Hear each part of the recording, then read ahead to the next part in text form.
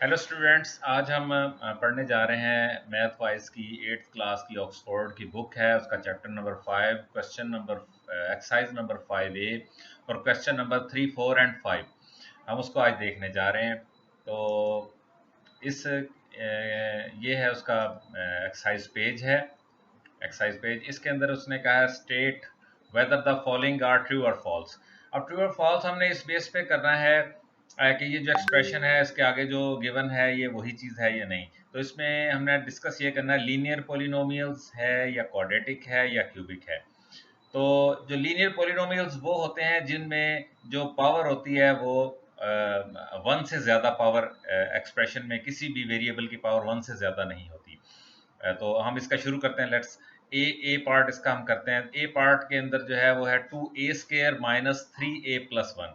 तो इसमें 2a² आ गया, तो 2a² यानी कि पावर 1 से ज़्यादा होगी, 1 से ज़्यादा पावर होगी। तो 1 से ज़्यादा, तो लीनियर में 1 से ज़्यादा पावर नहीं होती, इसलिए ये स्टेटमेंट जो है ये फॉल्स हो जाएगी। सेकंड बी पार्ट की तरफ जाते हैं। तो बी पार्ट के अंदर वो कहता है 2 minus 3y is a linear polynomial. तो ये बात उसकी ट्रू है, क्योंकि इसमें जो वेरिएबल की जो हाईएस्ट पावर है वो 1 है।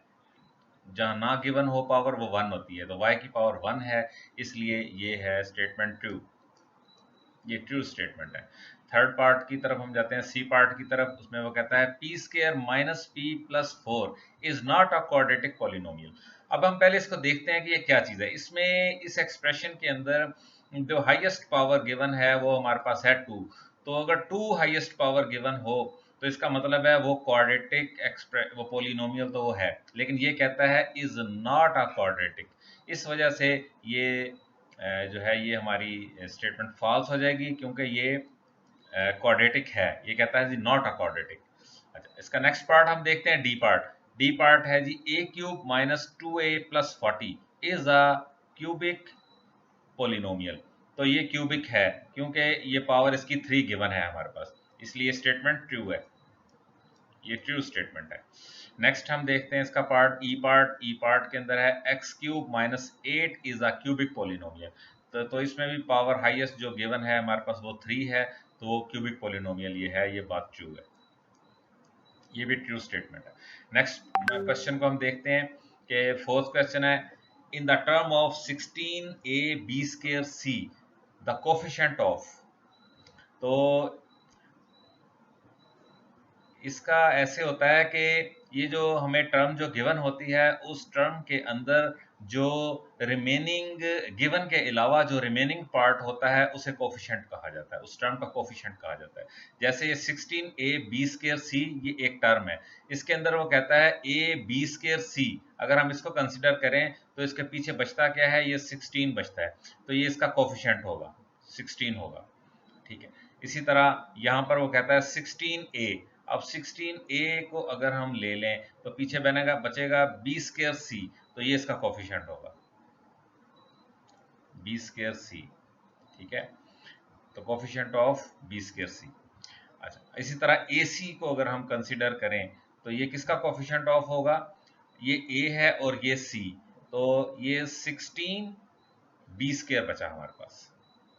इधर हम लिखेंगे 16 b² is a coefficient of AC। ठीक है। इसी तरह ABC अगर हमारे पास गिवन हो तो ये ab²c है, तो ABC अगर इसमें से ले लें तो इसमें से b बच जाएगा और 16 बच जाएगा, तो ये आ जाएगा जी 16b। ये जो है ना is the coefficient of ABC। Fifth question भी सेम इसी तरह है, in the term of 2/3 a² b³ the coefficient of. तो इस टर्म के अंदर अगर वो 2/3 कहता है तो ये पीछे हमारे पास रिमेनिंग क्या बचता है, a² b³। तो ये बचेगा जी a² b³ is the coefficient of 2/3।